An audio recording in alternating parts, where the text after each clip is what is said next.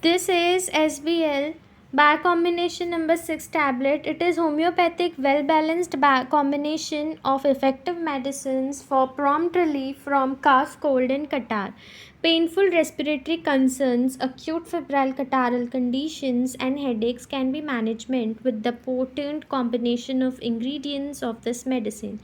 Key ingredients are Ferrenphos, Kalimur, Magphos, Netramur, and Natrum sulf. This is indicated in problems like cough, cold, catarrh, runny nose, cold tonsils, etc. This formulation helps manage stuffy cold tonsils that are enlarged and make it hard to breathe, reduces the soreness and stiffness of the throat.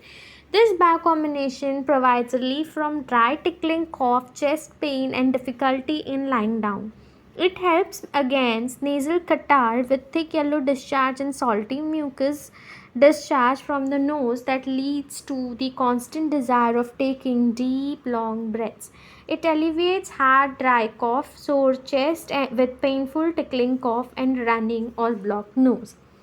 For adults, 4 tablets take 4 times a day, and for children, take 2 tablets 4 times a day. Thank you. Please do like, share, and subscribe my channel.